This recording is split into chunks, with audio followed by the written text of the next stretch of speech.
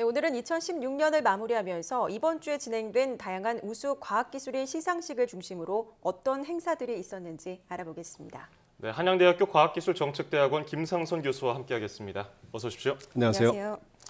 예, 이번 주에 과학기술인들을 대상으로 한 시상식이 굉장히 많지 않았습니까? 네. 어떤 행사들이 있었는지 좀 짚어주시죠. 보통 연말 되면은 왜 이런 상들을 주잖아요. 예. 뭐 이 대종상이라든가 이런 것처럼 과학기술 분야에서도 이제 금년 한 해를 마감하면서 우수한 성과를 낸 분들을 선발해서 시상하는 그런 상인데요.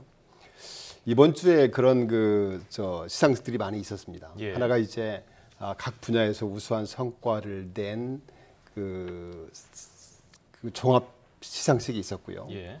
두 번째가 이제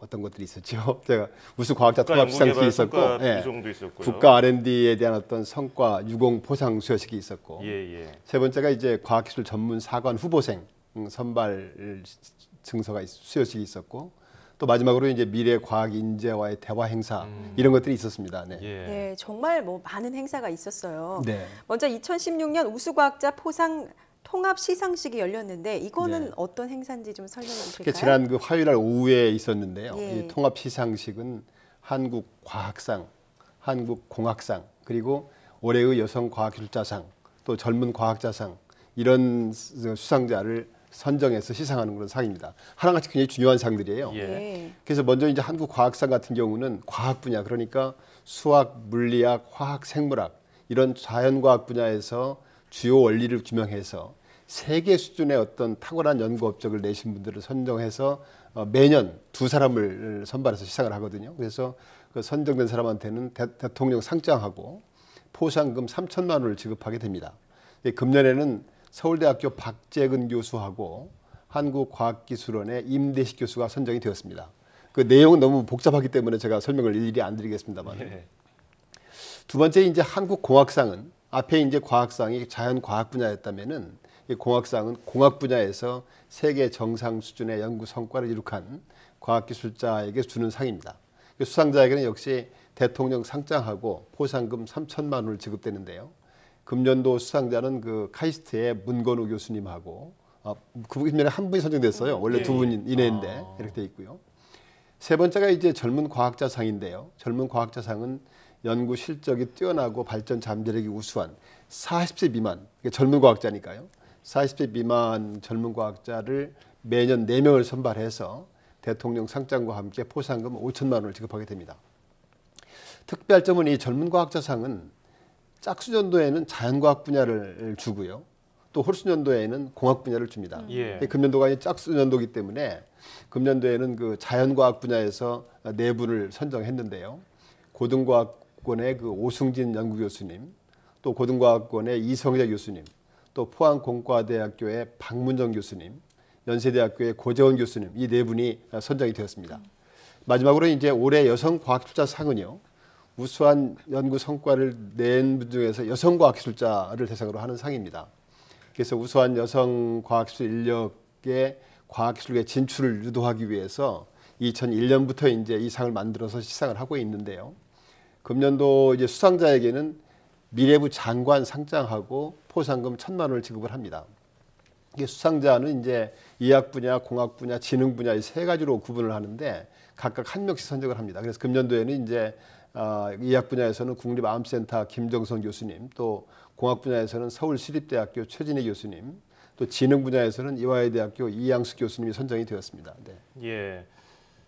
그리고 국가연구개발 성과평가 유공이 있지 않았습니까? 이건 제목이 좀 묵직해요. 네. 예, 어떤 거였나요? 그건 글자 그대로 이제 금년도 국가연구개발 사업에 참여해서 우수한 성과를 낸 개인이나 기관을 포상하는 그런 시상 제도입니다.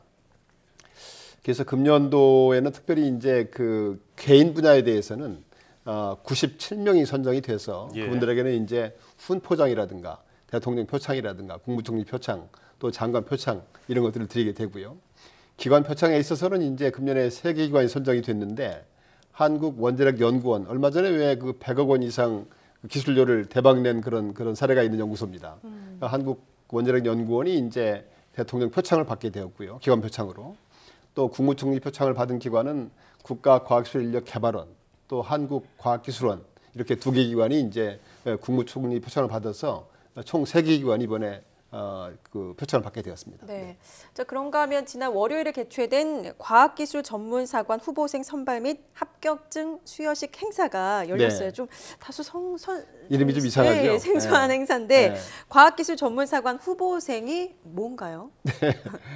과학기술 전문사관, 왜 사관학교 그러지 않습니까? 네네. 보통. 그래서 이제 이스라엘에 이런 제도가 있어요. 탈피오트라고 그 과학기술 전문 장교를 육성하는 그런 제도가 있습니다. 예. 그러니까 보통 이제 공부를 하다가 구대를 가게 되면은 경력이 단절돼서 이공계 인력들은 계속 공부를 해야 되는데 이 단절이 되는 걸 방지하기 위해서 이스라엘의 그 탈피오트 제도를 저희가 벤치마킹해서 2014년도에 미래부하고 국방부와 협의를 해서 만든 제도입니다. 그래서 이제 2014년도에 만들어서 그해 20명, 또 그 다음에 20명, 금년은 이제 3년 차인데요. 3기로 이번에 25명이 선발이 되었습니다. 후보생은 이제 그 특성화 대학교나 이런 대학교 2학년 재학생 중에 선정을 해가지고 왜 ROTC 뭐 그런 말씀 들어보셨지 않습니까? 예. 그런 식으로 이제 일반 전공, 국방과학, 창업에 대한 지식 이런 것들을 교육을 시키고요. 방학 때는 그 국방 전문 연구기관인 국방과학연구소 ADD라고 하지 않습니까? 거기서 이제 현장 실습을 수행하고요. 졸업한 후에는 소정의 군사훈련을 거친 뒤에 소위로 임관을 하죠, 이제. 예. 소위로 임관을 해서 국방과학연구소에서 국방 의무를 수행하면서 연구 활동에 참여하게 됩니다. 그렇게 되면 이제 그분들이 경력 단절 없이 우리 국방 기술에도 기여를 하고 또 본인의 어떤 과학기술 활동에도 계속 이어갈 수 있는 예. 그런 장점이 있는 제도이기 때문에 아마 이 제도가 앞으로 우리 군의 어떤 전력을 보강하는데 또 젊은 과학자가 경력을 이어가는데 크게 도움이 될 것으로 기여하고 있는 제도입니다. 예. 뭐 과학기술 전문사관으로서 뭐 국방의 의무도 이행을 하고 네. 또 국방과학기술도 높이면은 일석이조가 아닌가 싶은데 이제 3기 아닙니까? 뭐 이 20명 정도 수준에서 계속 뽑고 있는데 네. 이게 더 성과가 좋으면은 늘어날 수도 있겠죠. 그렇겠죠. 네. 예, 네. 예.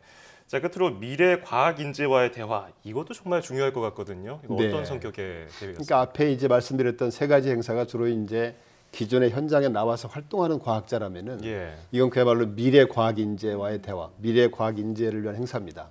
그래서 대통령 과학 장학생이라든가 국제 올림피아드 대표단 그리고 과학 경진대 수상자 이런 분들을 이제 한 230명 정도 초청해 가지고 격려하는 행사입니다.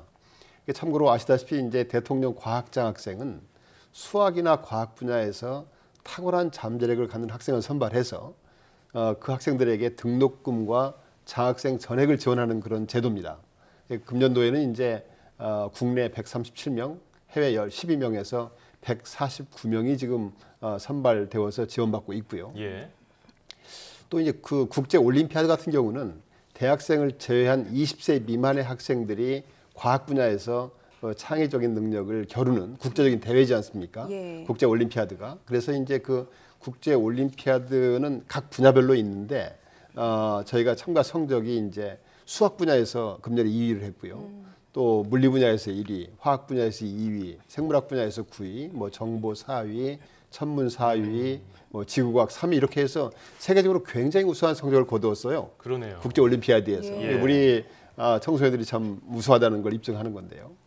또 이제 과학 경진대회 수상자 같은 경우는 전국 과학 전람회하고 또 전국 학생 발명품 경진대회에서 수상한 학생들을 같이 참석하게 됩니다.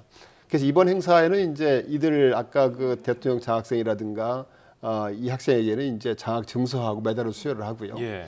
올림피아드나 경진대회에 참석해서 우상 입상자들한테는 이제 메달을 수여하는 그런 것들이 있고 또 우리들의 꿈, 희망 그리고 도전이라는 그런 어떤 톡 콘서트라든가 또 선배 멘토가 와서 멘토링을 하는 그런 기회가 있어서 우리 미래 인재들이 우리 미래를 끌어갈 아이들, 학생들 아닙니까? 그런 학생들에게 계속 꿈을 심어주고 격려하는 그런 자리가 될 것으로 기대가 되고 있습니다. 네. 오늘은 2016년을 빛낸 우수 과학기술인 선정 행사들에 대해서 알아봤는데요. 올해 참 크고 작은 과학계 이슈들이 많았어요. 기술들도 많이 개발됐고 내년 한 해도 과학기술들이 많이 이끌어 주시길 기대해 보겠습니다. 지금까지 한양대학교 김상선 교수와 함께했습니다. 오늘 감사합니다. 감사합니다.